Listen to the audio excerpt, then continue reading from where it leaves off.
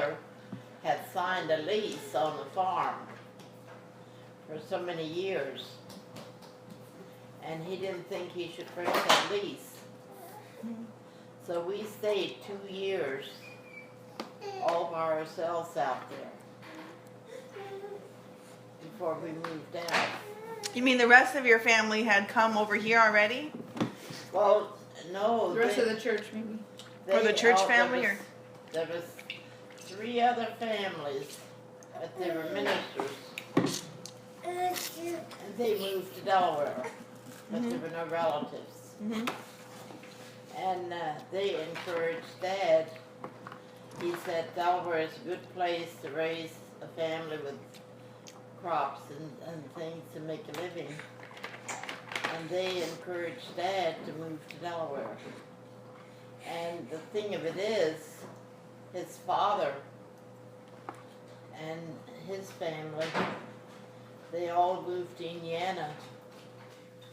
But a lot of the boys,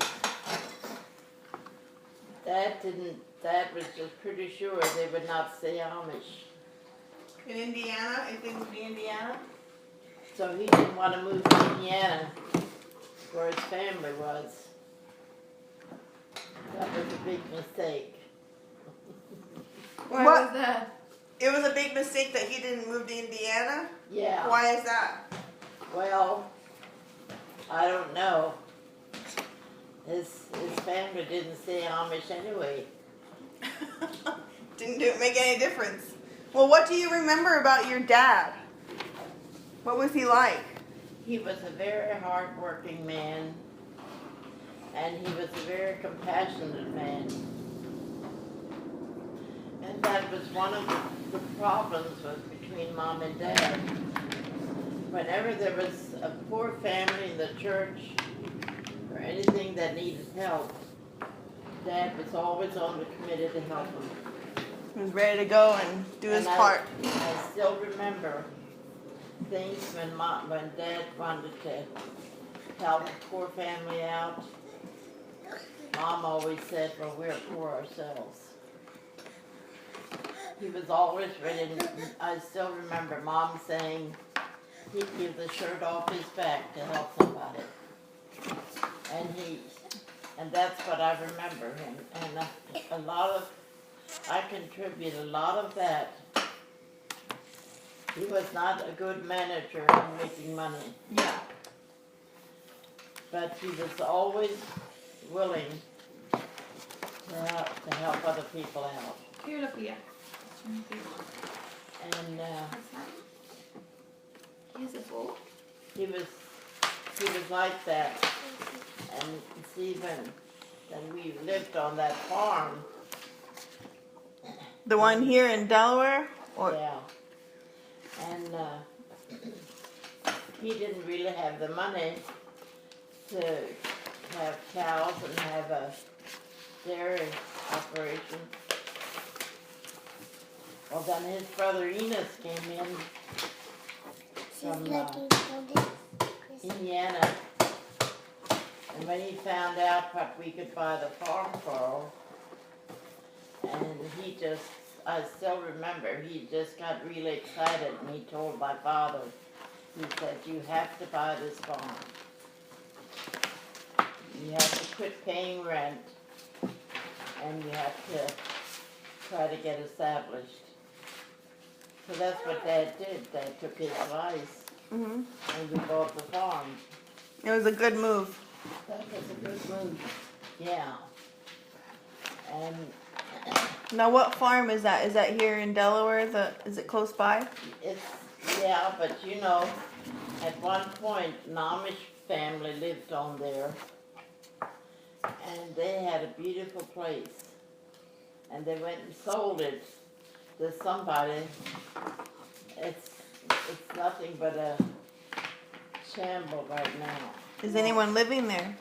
In fact, the people that the house wouldn't be fit to live in anymore. And they're just, I still think he used to come into the store, and I still think that he was involved in a lot of government.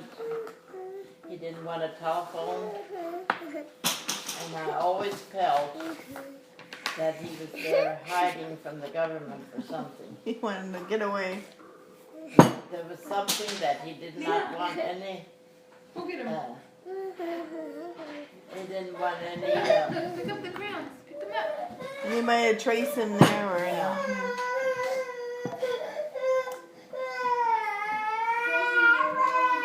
So you lived on that farm until you got married? We got married down there. They lived in that farm for. We paid $4,000 for the farm. Oh my goodness. What year? When was this? How old were you? I would have been about 14, 13 or 14. Wow. Chrissy, what's that little puppy? Let's see. I think he went with Grandpa. But then they lived there until, well, all our, except Johnny, the girls all got married while we were living there. But then I think when they sold the place,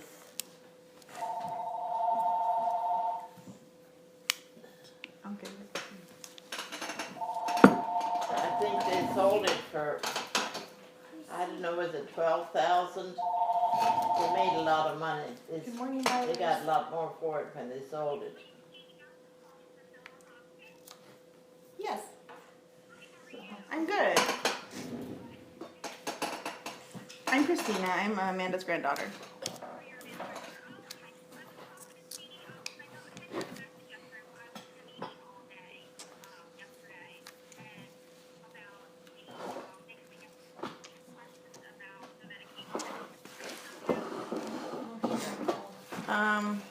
Hold on a second. Sharon called, I think, about that medication.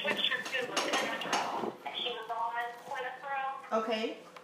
So did Sharon call it by any chance? Was it maybe her? Do you know who it was that called and asked about it? It may have been Sharon. Okay. Yeah, so I guess I can give you her number to call her, or unless, I think she would probably be the one to call, actually. You want to call? Yeah, if you had questions about that. Can I give you her number? Is that okay? Oh yeah, definitely. All right.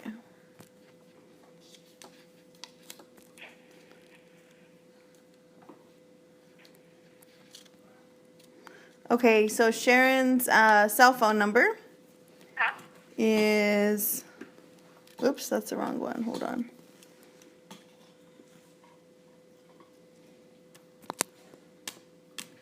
Why don't I have her number in here?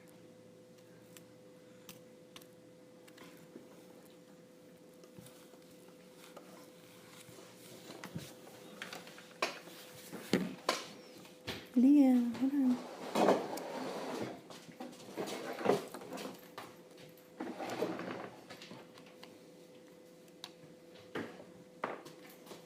Chrissy, can we go out? Okay, her number is 302-242-0620. Chrissy.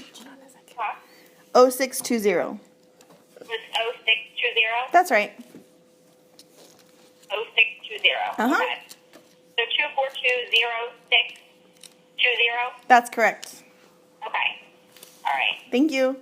We'll give her a call. And then how is your grandma doing? How's Miss Tyler doing? I'm doing all right. She says she's doing all right. Okay. She's I'm tired. she's tired. She's tired. Yeah. Okay. And is it okay if I come for a visit this morning? Yeah, that would be great. Thank you. Okay.